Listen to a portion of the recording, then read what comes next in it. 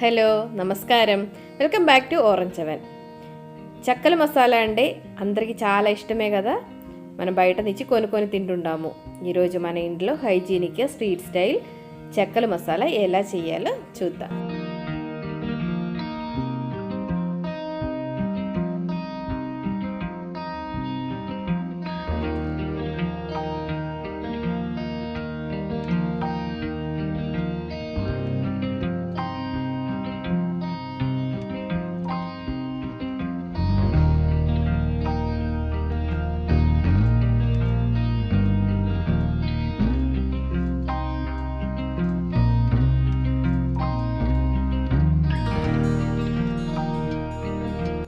ఒక కప్పు బఠానీ తీసుకొని ఒక 5-6 అవర్స్ దాకా నానబెట్టుకోవాలి.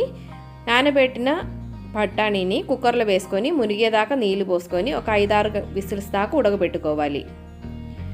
ఈ ఉడకబెట్టిన బఠానీని కొంచెం మంచిగా రుబ్బుకోవాలి. మరీ పేస్ట్ అవ్వాల్సిన అవసరం లేదు, అయినా కొంచెం మెత్తగా రుబ్బుకోవాలి. ఇప్పుడు ఒక కడాయిలో కొంచెం బటర్ వేస్తున్నాను. బటర్ కానీ ఆయిల్ కానీ ఏదైనా వేసుకోవచ్చు, కానీ బటర్ వేస్తే ఇంకా కొంచెం టేస్టీగా ఉంటుంది. దాంట్లోకి ఒక పెద్ద ఆనియన్ చిన్న ముక్కలుగా కట్ చేసేది వేసుకొని వేయించుకోవాలి. కొంచెం ఉప్పు కూడా వేస్తే తొందరగా ఉడికిపోయిద్ది. మరి ఓవర్గా ఫ్రై అవ్వాల్సిన అవసరం లేదు. లైట్గా ఉడికేటప్పుడు మనం ఒక పెద్ద టొమాటో కట్ చేసేది వేసుకోవచ్చు. ఈ టొమాటో కూడా కొంచెం ఉడకాలి. మంచిగా మిక్స్ చేసుకొని మూత పెట్టేసుకుంటే 1 నిమిషంలో అది ఉడికిపోయిద్ది.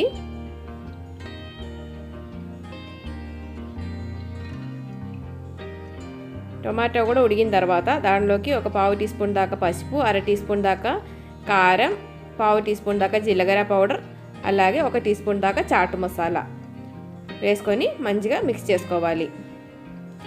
ఇది పచ్చివాసన పోయేదాకా మిక్స్ చేసిన తర్వాత మనం ఉడకబెట్టి పెట్టిన బఠానీని దాంట్లోకి వేసుకొని మిక్స్ చేసుకోవాలి.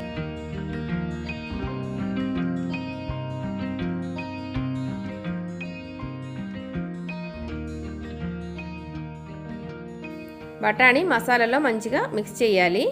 మిక్స్ అయిన తర్వాత కావాల్సిన ఉప్పు, ఒక 1/2 టీ స్పూన్ దాకా ఉప్పు వేస్తున్నాను. మనం ఉల్లిపాయకి సరిపడేదే వేసాము, ఇంకా బఠానీ కూడా సరిపడేంత వేసుకోవాలి. మంచిగా మిక్స్ అయిన తర్వాత ఒక 1/2 కప్పు దాకా వాటర్ పోసుకోవాలి. నేను ఆ కుక్కర్లోనే వాటర్ పోసేసాను. కొంచెం చారుగా ఉండేనే ఉడికిన తర్వాత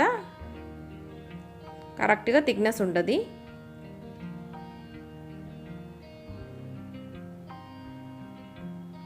ఒక 2 నిమిషాలు మూత పెట్టుకొని బాయిల్ చేసుకోవాలి.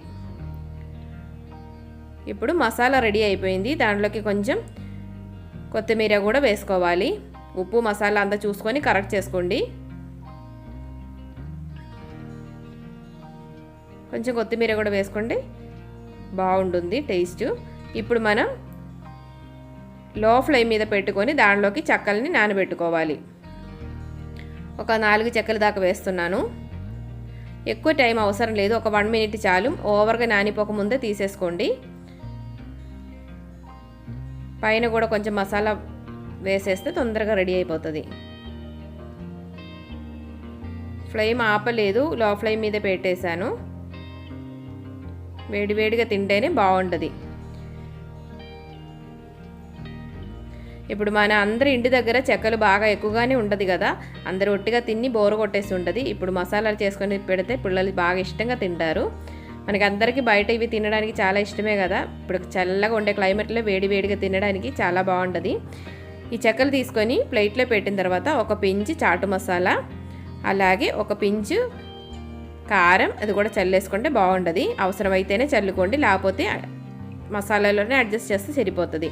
కొంచెం నెయ్యి దీని మీద పోసుకోండి, ఒక 1/2 టీ స్పూన్ చాలు. తర్వాత మసాలా ఎంత కావాలంటే అంత వేసుకోవచ్చు. లైట్గా తినడానికి ఇష్టం ఉండే వాళ్ళైతే లైట్గా వేసుకోవచ్చు, ఎక్కువ అవసరమైతే ఎక్కువ వేసేసుకోండి.